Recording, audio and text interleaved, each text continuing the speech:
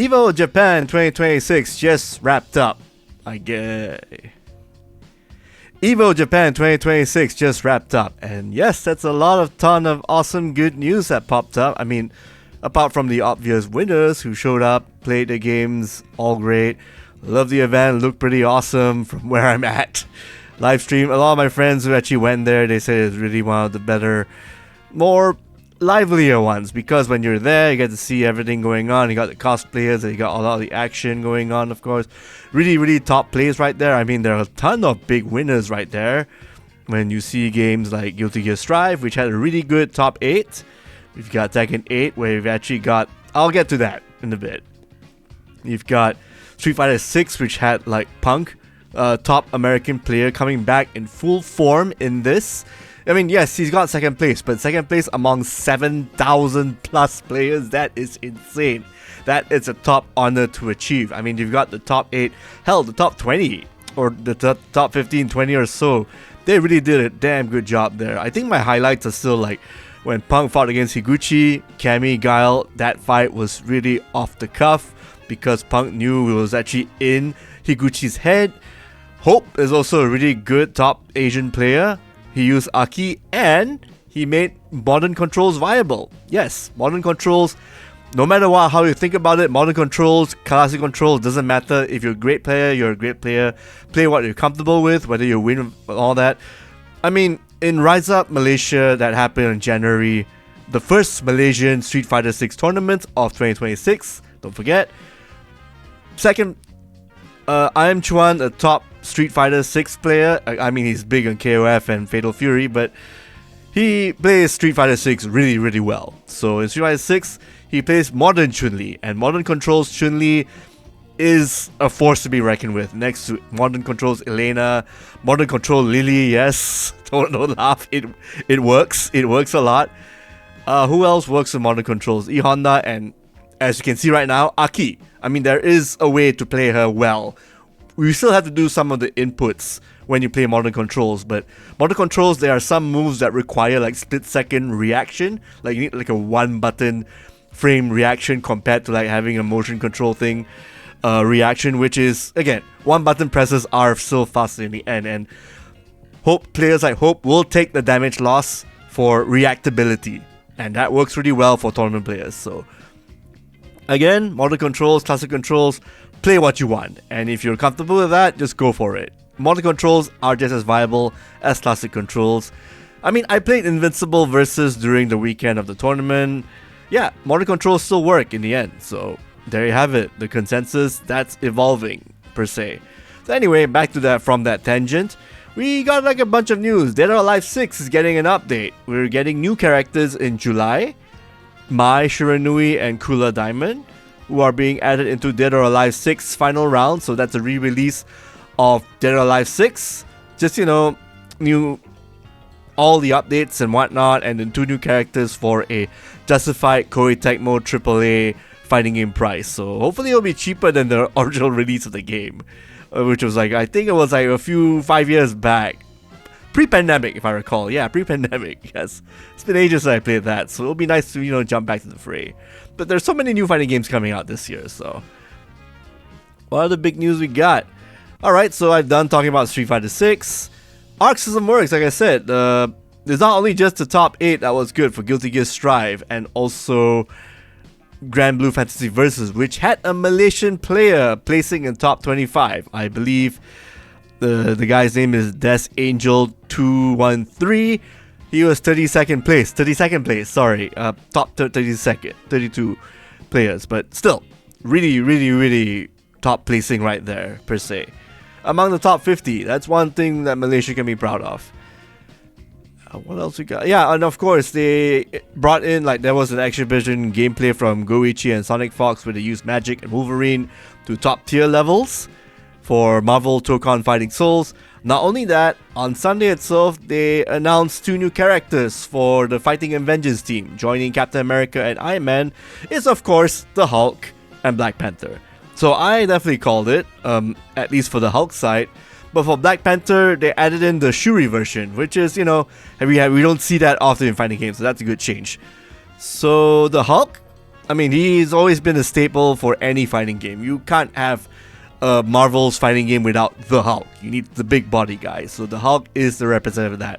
And he's got a pretty awesome gameplay here. It reminds you of Marvel's Capcom's version of the Hulk. You've got the uppercut, you know, when he grabs a rock and just... No, the one does a headbutt and whatnot. He's got the charge. Oh, and when he builds up his gamma meter, he actually gets faster and he has armor.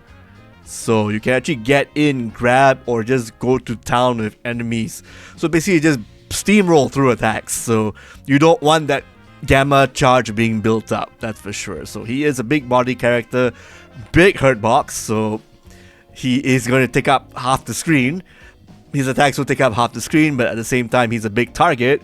But luckily he has the armor and whatnot to you know, get close and deal damage up close, because he needs it to get into like most of the characters' fast attacks and whatnot. And then you got the Black Panther Shuri. So she fights with a spear. She's got the vibranium claws. She gets to shoot out like a short attack from her hands. I think it's a vibranium blaster. I'm not sure it was actually in one of the attacks, but I do know that she actually can build up some sort of like independent resource, so she can throw her spear to get some mid-range attacks going on. And not only one spear, but like multiple spears for multi-hitting mid-range attacks. So she can target it anywhere, can do a ricochet thing. So she is a rushdown character with projectile potential, basically. I mean, you've got Magic, who teleports all around the screen. You've got Black Panther Shuri, who jumps around, you know, agile.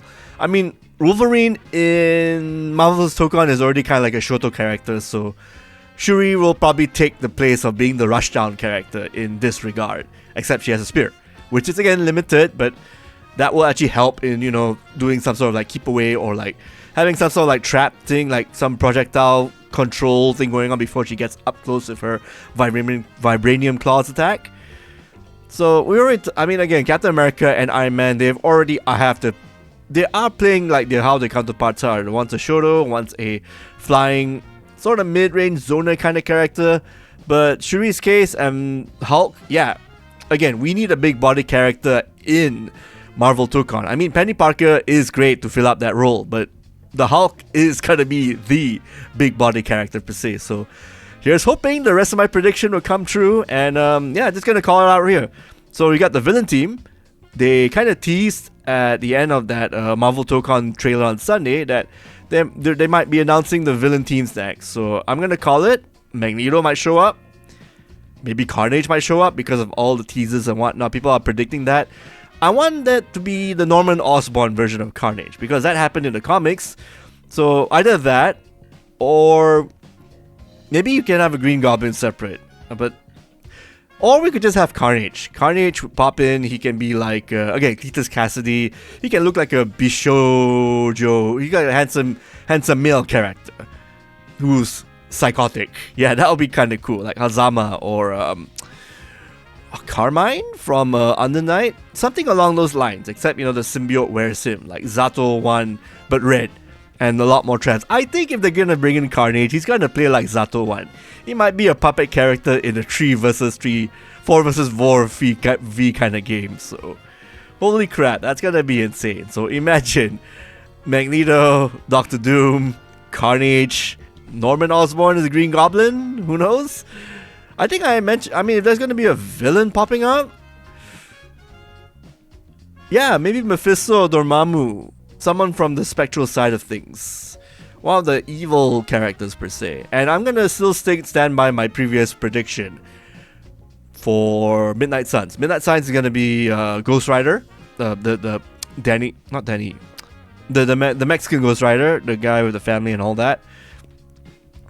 Blade, definitely, because he is a very popular character in who people in video games want to see pop up and do kick-ass stuff with. Blade. Elsa Bloodstone would be nice too. I mean, she appeared in a Marvel Rivals, so why not bring her in? And I kind of want giant-sized Man-Thing to appear. Man-Thing, he'll be another big body character, like a goofy-ass giant freak pig. Man Thing would be a nice freak pick for the Midnight Suns or Werewolf by Night, but instead of having him like a skinny werewolf like in the comics, have him like the big body werewolf character like John Talbane, but big and buff and has armor, but obviously he has slower attacks. So I would like that. Werewolf by Night is a character. Love him for him to be in the game. So yeah, that would be kind of funny if you can put Werewolf by Night inside. Or Man Thing. Man Thing would be nice. So those are my predictions. So moving on. SNK announced that Mr. Karate will be popping up in Fatal Fury, City of the Wolves. Yes, KOF 15 is getting its update, a new update on July. But the big news is definitely Fatal Fury, City of the Wolves, the final character in Season 2. It's going to be Mr. Karate. And when you look at him, he looks very different. He does not wear the gi, the grey gi, or even the black gi, like in some of the King of Fighters games, or even Art of Fighting. In fact, it has like a nice shirt, nice pants, and the fur coat, the jacket with the shoulder fur thing on the top. So that is clearly Rob. And then with the coin flip pose and its emphasis on using kicks, with the nice shoes popping up and the ponytail, that is Robert Garcia, and nobody should tell you otherwise. So it'll be interesting to find out how he actually donned the mask, or maybe it's a bet they did, because the Kyokugen family are very kooky and not serious. So again, it'll be a bit weird to put Ryo in the game or Mr. Karate Takuma in the game, because we already have Marco Rodriguez, who represents all that kind of fighting style. Robert makes sense because he is more of kick-focused striker kind of character in this case, with the kicks and the fireballs and high-low fireballs and the special uppercuts, kick stuff and whatnot. So having him as a new Mr. Karate will be pretty interesting. Interesting pick, yeah. But one that is welcome for sure. And I'm gonna guess June is when Kenshiro will pop up. So yeah, have that idiot come in and we'll see how that goes. Anyone saw that anime, the new Fist of the North Star remake? I heard the dubbing was terrible. The English dub was terrible. Okay, last one on the list. I mean, at least for the stuff that would matter in our side of the world. Tekken 8. Kunimitsu is coming out on May 28th. She is a new character for Season 3. Ninja character. Looks pretty cool. Baller. I really can't say much about Tekken 8. But what I can say is there's some pretty awesome Southeast Asian representation in the Tekken 8 EVO Japan 2026 tournament. Yes, congratulations to Ikari for winning the entire thing with Kazuya, a character that hasn't been used much in top play, at least not let alone top 8. But welcome, is definitely welcome. And of course, we have the most notable Southeast Asian player is Filipino champion AK from the Philippines. He is at 4th place. Still using Shaheen. He is loyal to that character per se. It really paid off. I mean, fighting all these 800 plus players, top level Korean and Pakistani players, having a Filipino player jumping in the fray for top 8, that's impressive. So hats off, congratulations to AK for the win. We also have Thailand player Book, very popular top player in the Southeast Asia region in Thailand. He's placed 33. Congratulations to him for being in the top 50. Last but not least, we have Malaysian player Ink Jobber. Jobber is from Infinite Carnage / Insert Coin. He placed 48. I believe he is actually in the top 50 of Tekken 8 EVO Japan 2026. So congratulations, Malaysia. Malaysia, congrats. You actually have a top player in the top 50 worldwide, doing you guys proud in Tekken 8. I should also mention that thanks to Sarah from Jome Gaming, players who actually popped up in the top 100 per se, or at least in day 2, were Local, Flick, Infinite Carnage, Insert Coin, and Flash Vision. They were also around day 2, but only one of them placed in top 50, which was Jobber. The other players who were like, I guess from 60, 100, I think about 100 on 100 plus or so, we have the list of day 2 players is, of course, apart from Jobber, we have Flick Mushi, we got Zatzik, we've got Insert Coin Chef, and Local Ryan GR. So those are like your Malaysian players who really fought their best. And it's a great job for Infinite Carnage / Insert Coin for having one of their guys placed in top 50. Yes, it is a long road, and this is a very, very hard road to get to, especially since most Malaysians don't have that much of an opportunity to fly down to Japan or even America per se. But at the very least, this is something Malaysia can be proud of. Having at least one of their top players, one from Insert Coin, no doubt, to jump in and play really, really well. In, I believe Jobber was using Lily? I could be wrong, correct me in the comments. Using Lily, really awesome character per se, really played his best, that's for sure, so there's a lot to be proud of in putting Malaysia on the map, for at least for Tekken 8. So, in the esports scene, the fighting game scene, so good job.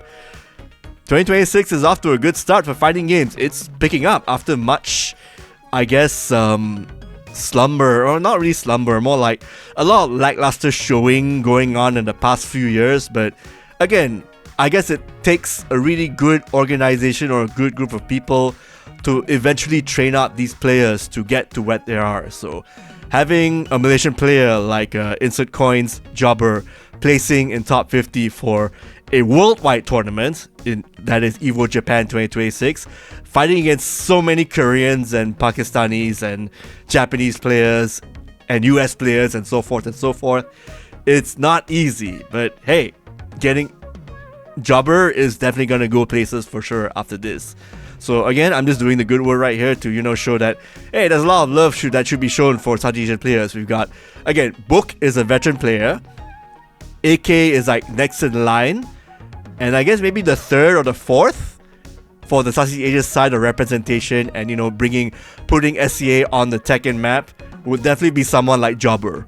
So good job right there. It's, again, not a huge guarantee because, again, once you're kind of at the top, you kind of have to maintain that road per se. But again, things will look up for Malaysia in that aspect for the Tekken 8 scene, especially with people representing Insert Coin through players like Jobbers. So good job right there.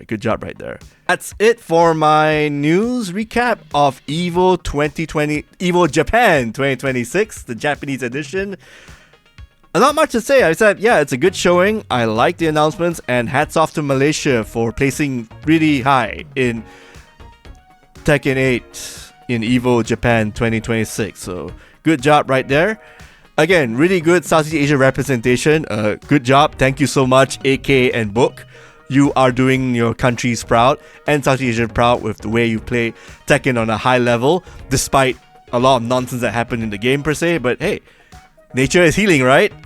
If you want to check out more content from us, whether it's sub and dub videos or news recap or opinion pieces like this, do come on over to our Kakuchopre website or YouTube page. We post new content every week. Do like and subscribe to us, hit the notification icon, the ding dong bell and whatnot. Thanks again for the 150,000 subscribers and all that. We're gonna keep on doing this. Thanks again, and we'll see you next time. Bye bye.